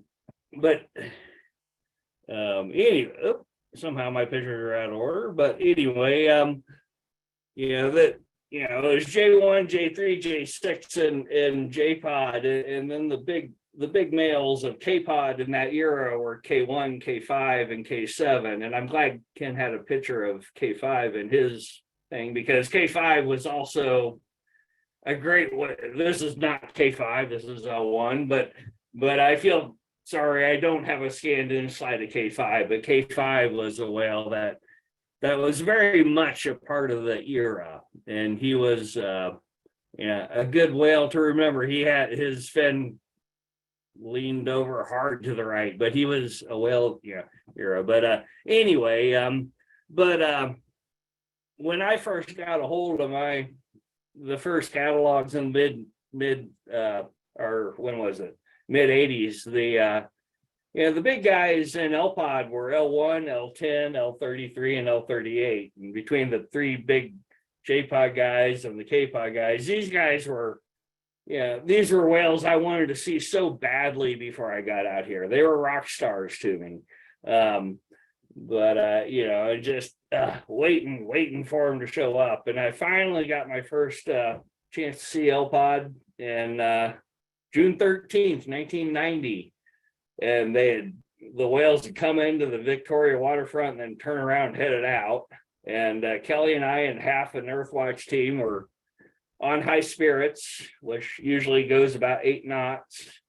And the rest of and Ken and Diane took the other half of the Earthwatch team out in their new inflatable, rigid hold inflatable.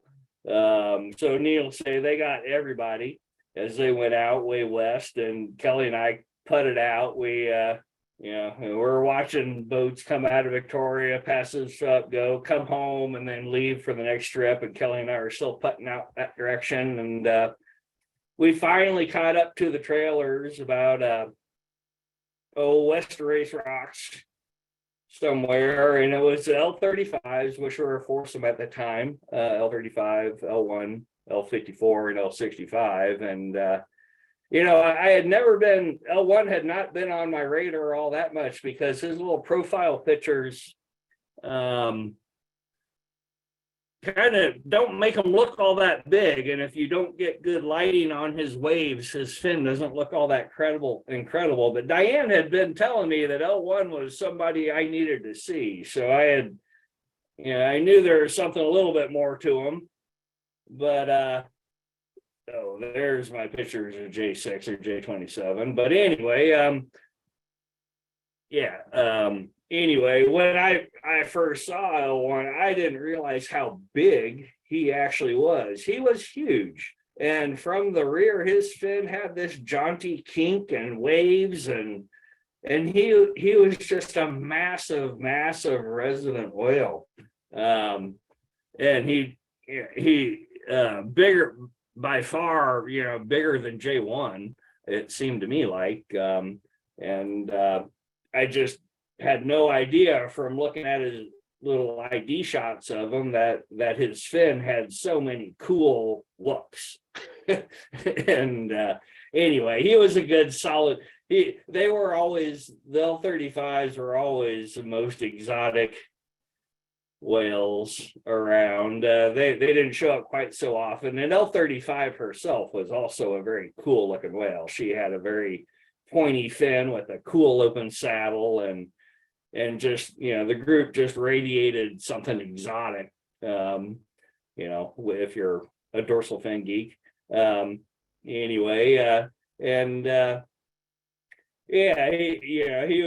so one was a good whale. And then the only other whale that we saw that day was L10.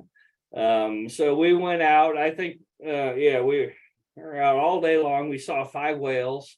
Ken and Diane went so far west with everybody else, they actually saw a fur seal. Kelly and I got those 4 in our half of the Earthwatch team got the L35s, and we got L10, and they're all charging west, but we got good looks at L10, and he's not quite as big as L1 in terms of dorsal fin, but he's from that same era. If I was lucky enough in my first winter on San Juan Island, winter of 91, 92, I got to go, Ken had me go through all the black and white film and re-identify all the frames. From the 1976 stuff, you can tell that L1 and L10 and K1 aren't fully grown yet. They're big bulls, but you can tell they still have a little bit of growing to do. So they're all that kind of, but of course they were all big, full grown by the time I rolled around in 1990. But anyway, L10 was just another one of those whales who was, one of the big guys in the L12s. It was him, and anyway, L10 was part of that first day, and he had just solid whale. And it was him and L38 and the L12s who were the big guys. When I showed up, there were some younger males too, but L38 and L10 were the big guys, and L38 was another one of those whales that shouldn't be forgotten, because he was another big dorsal fin that we just don't see this day and age, and he had a cool S-shaped saddle, kind of like K34 this day and age, but L38 kind of became the biggest hero when he adopted L85 in 1994.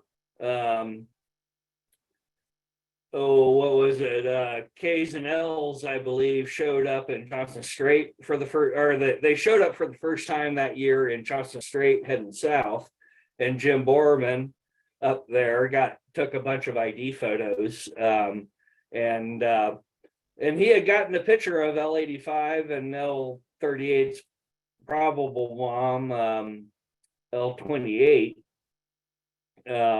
L85's mom and L38's probable mom, L28, up there, but she apparently did not. She must have died somewhere along the way. We did not get a picture of her when she showed up down here. But so that for that first whole summer when L85 didn't have his mom, and he was a 3-year-old at the time, and he hung out with his older brother, and it was really cool. This whole summer, for the whole summer, L38 was traveling around with this little juvenile, kind of in an echelon position. Just like mom and calf, but it was like big brother and little brother, and he was taking care of them. And that was the same year that L12, who is from the same L12, what used to be a sub-pod, L12 sub-pod, but her main traveling companion, L42, had wasted away and died in summer 1994 also. And so in 1995, L12 started hooking up with L38 and L85, and they became a little threesome. and that went on for another 3 or 4 years until L38 died, and then L85 hung out with L12. Anyway, it's neat little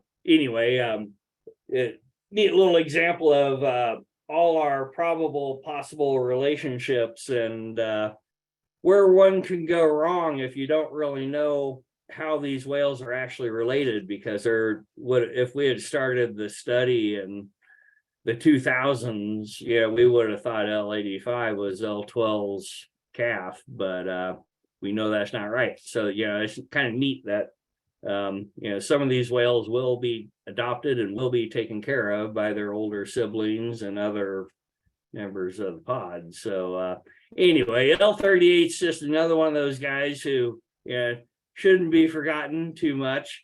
And along in the same realm is L33. And a quick thing about L33, he and L38 were both sprouters when Ken started the study in 1976. And being able to look through all that black and white film over that winter or two that I was looking at it, I got to watch these two grow up through looking at the black and white film. It was kind of neat. But L33 was another one of those whales that, while he wasn't really, I couldn't tell you a single, wowie story about him, but he was just an impressive presence. He was just another huge whale with a huge dorsal fin. They don't make them like this anymore. And he and L1 and L38 were as big as any of the big, massive dorsal fins you can find in the northern residents.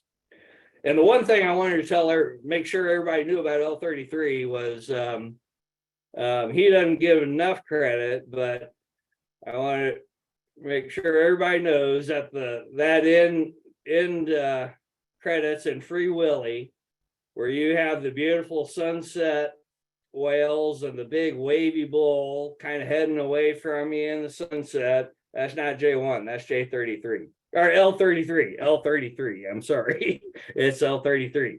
So L33 got the money shot in Free Willy. So if nothing else, he ought to be remembered for that. But he was gone by, unfortunately, the mid-90s. So, but anyway, those guys were just, they were the big whales of my formative years, and they mean a lot to me. So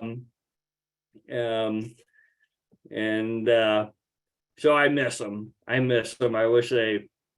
wish we had more like them. But anyway, I wanted another whale that I threw in at the last moment, and this one's kind of for Ken, but this is a long gone transient that was a big part of the early part of the study.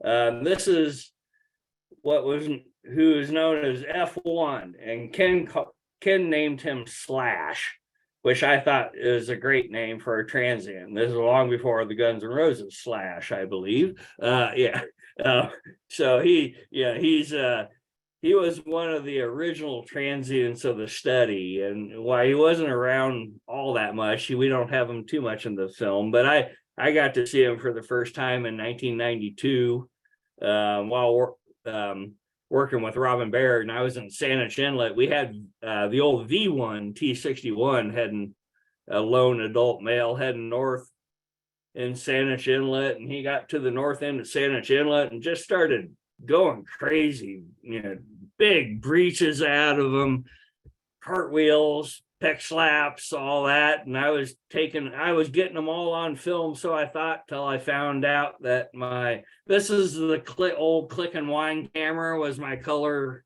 camera of the day, and I found out, my film didn't advance. So all that breaching and cartwheeling I did not get. But anyway, he was upset about something, and we were looking around, and sure enough, just kind of to the south of the entrance to Cowichan Bay, another adult male came up, and it was F1, and who later got renamed T105. Anyway, Slash, woohoo!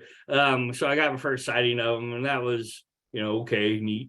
And then I saw him again the next year up in Southeast Alaska, heading south, way up in northern southeast, and then saw him for a third and final time in April of '94, and that was Howie and I and another friend of ours had him over there by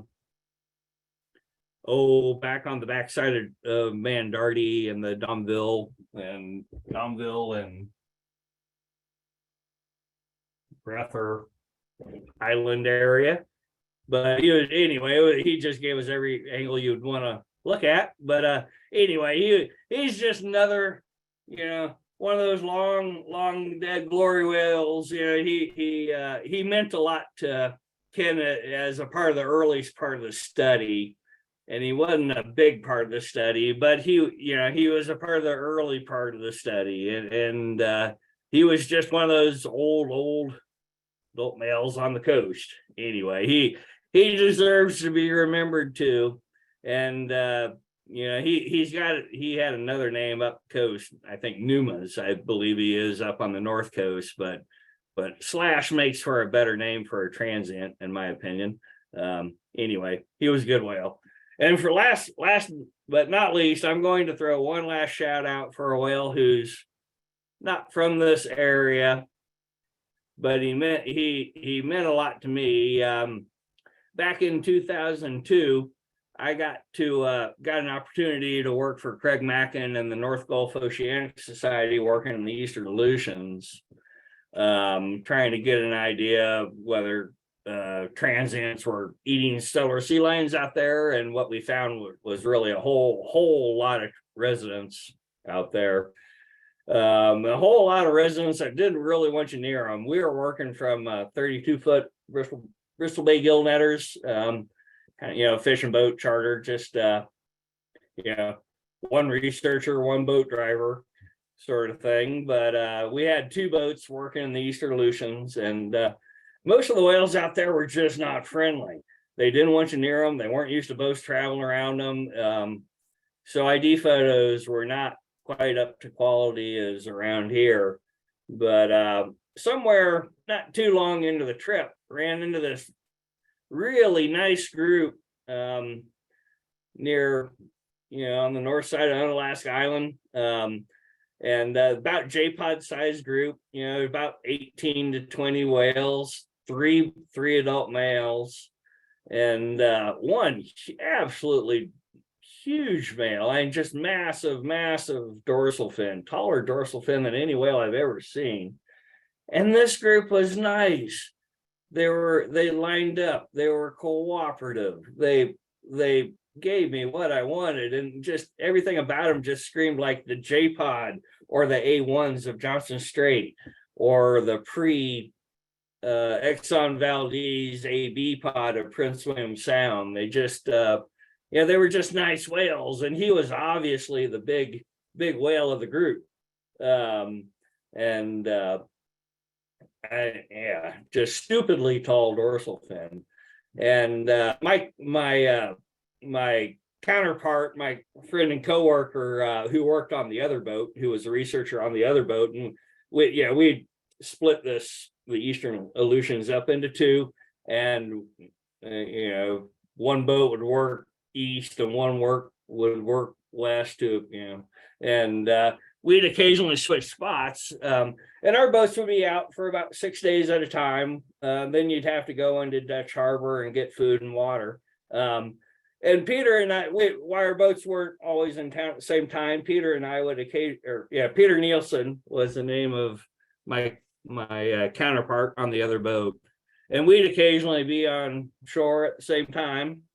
I'd see him in the grocery store, and he'd show me drawings he'd made of whales he was seeing, and he showed me these drawings that I knew were of this whale and his group, and it's like, that's cool, we're seeing the same whales. And then another time I was on shore, as I was walking we had to go check our emails at the library in Alaska, was to walk around the Dutch Harbor, and I'd pass Peter on the sidewalk, and he said, "I want to name a whale."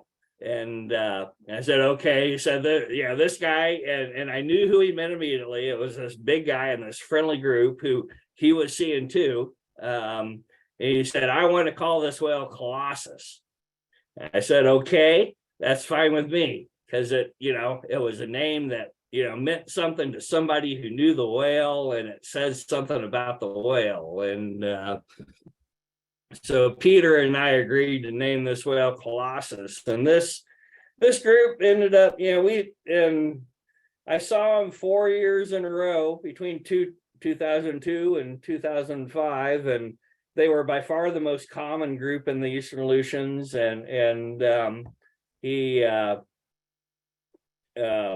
Anyway, they were, there are a lot of whales that we had up there that would depredate off the bottom dragger trawlers up there, and those whales were just, we call them trawler trash, because they were just feeding off discard, but they're made them easy to take photos of. But yeah, they didn't seem like whales living a real life. They were whales, they weren't being real killer whales. They were mooching off stuff. And the only time of all the times that we had whales around trawlers, we only had Colossus's pod there once. And but the one time we saw them, were at that group around the trawlers, they were off on their own. They were resting all by themselves, like they were waiting for everybody else to finish doing what they're doing so they all could be normal killer whales. So this is one of those, it's just one of the few groups up there that we saw often enough that you just felt like you knew something about them. And then due to funding and money going to different places, or the cruises going to different places, it was another 5 years before finally found or did a cruise in 2010, and farther west in the western part of the Eastern Aleutians, island of the Four Mountains, we found Colossus's group again, and we saw them once on our way out to the Western Aleutians, and then a week later coming back we found them again. So, but that was in 2010, so I suspect he's gone now. But he was just another one of those good whales who needs to be remembered from somewhere else. And I'm pretty much going to end it there on just, whales that shouldn't be forgotten. But I'm going to leave you with one picture, and this picture is for Bonnie, because this is a picture of K1 from, I believe, the morning that she was talking about. But otherwise, I think I'm done here. I don't know how to get out of it. Well, there and must be a button you can push to get out. And I think we're a couple pictures behind because your internet is slow. So that. So the photos were trailing. Oh no, it didn't matter. I mean, the stories were just unbelievable anyway. Sorry. Really got a knack for that. Really, and the pictures were catching up eventually. So we could. And all the IDs were actually in the fine faint print up above the photos, so you could ID which one you were seeing. But I don't know if anybody knew that, but it was fantastic. My God, yeah. I mean, I would like to just sit around a fire, or anywhere that we could sit around and tip a few and listen to that, because that was just beautiful. That was just amazing. And I'm sure you could go on and on and on. There's a lot of other whales that should not be forgotten. I love it. Let's do this again. Thank you, Dave, so much. Unfortunately, they keep adding up. You're welcome. Well, thank you all. Thank you. Right. Yeah. And let's see, where are we? I know we're late. How many more photos before? Okay. So I don't know. I just quit.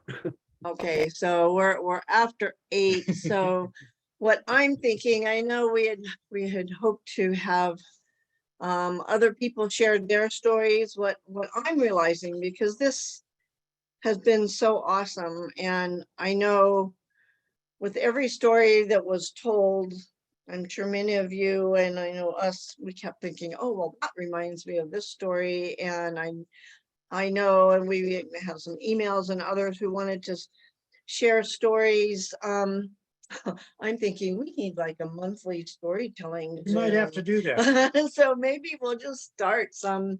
I can hear Cindy's head exploding right now. We may have to have a monthly storytelling informal, just a Zoom where we open it up and people can come and share whale stories. I think we might have to Because do that. you know, it really is, it's important, I think, to share these stories, and it's important to us to share what our experiences and to hear others, and it's important to have a record of these stories too, because you know there's research and then there's stories, and I think the stories can offer something. You know, it's a written oral history too. So That's I right. really just thank everybody. And I thank all you people who stayed at more than a half an hour late, and everyone who came on this beautiful, very warm evening in the first place. So I really appreciate it. We did record this, so, and are recording it, so we'll have it up on our YouTube account or YouTube account very soon.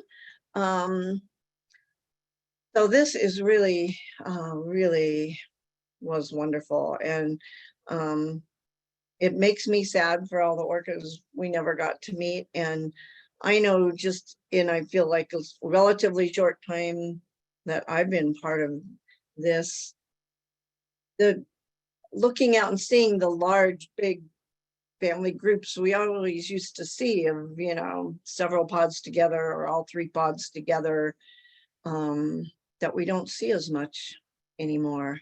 Oh, and Stefan Jacobs in Germany where it's 5 a.m. Yes, some people went all out to be able to be here. Good to see you. Yeah. Hi, And that you Stefan, if stayed you're up there. all night, Stefan. But you know, things have changed, and I would love to see them change back, so we do look out there and see big, healthy pods again. J-Pod is trying. They just came down the west side, real close to shore, and there's some beautiful photos that people got. So they're trying Yeah. to bring back the old days. Yeah, we are. I mean, there was a year or two that they were so scarce, even Yeah. days. It was really scary. So let's get out there. Let's, you know, let's Yeah. all make it Orca Month all year long and do what we can. See if we can holler keep in them out K's and there. L's, so it'll be like the old Yeah. days. Yeah. Well, Yeah. they either have to come in quick or they have to stay out until the 8th of July, because you either have to come in before Mark and I go out there. Oh, yeah, because you're gonna go out Okay. and find a new baby. Okay. Okay. Yeah. Or they have to absolutely. wait Yeah. till we come back. So yeah. Yeah.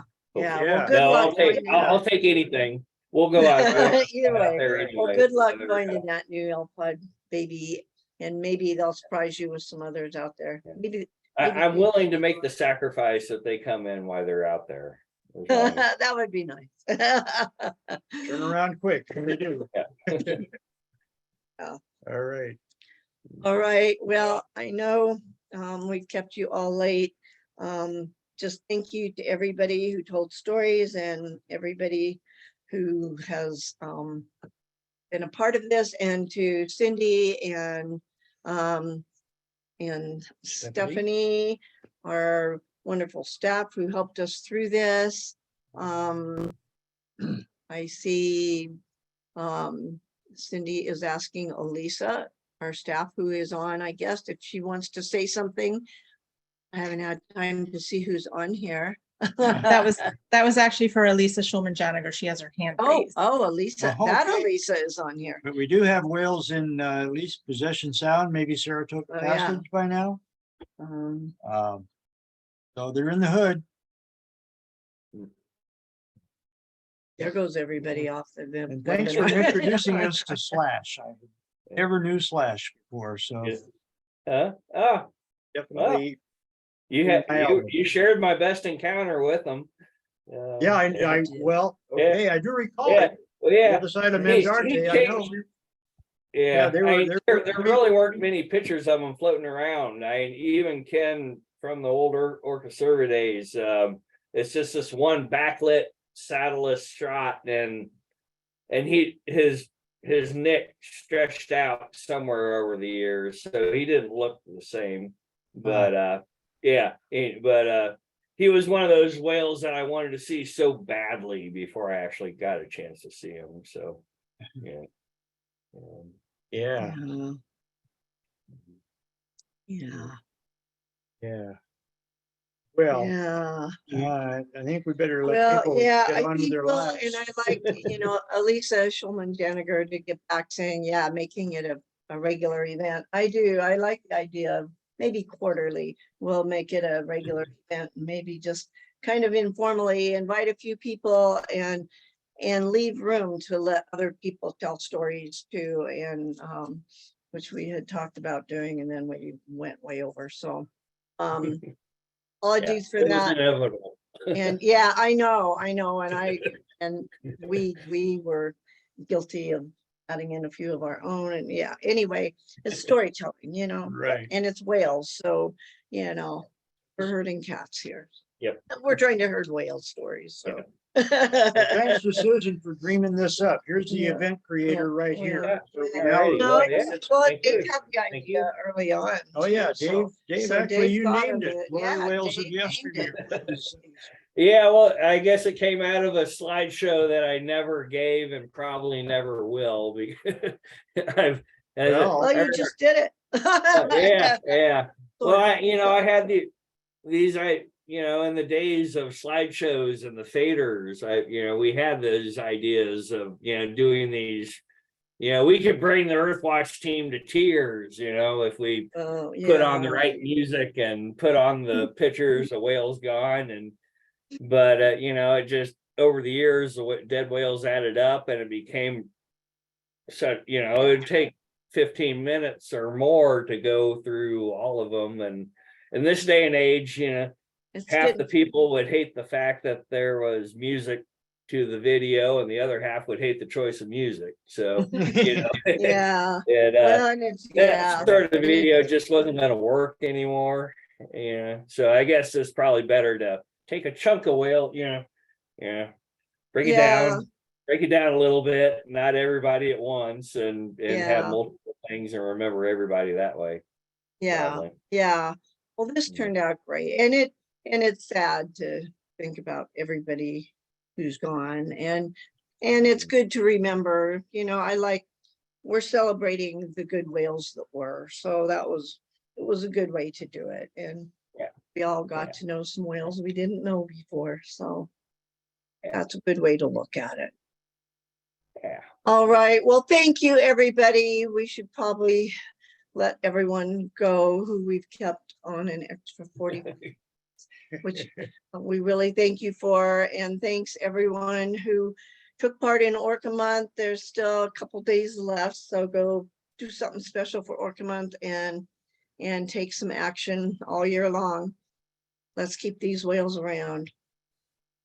Thanks, all right. everybody. Thanks, everyone. Thanks. Good Thanks, guys. evening. Thanks, Susan. Thanks, guys. Thanks, See ya. everyone. Good night. Bye.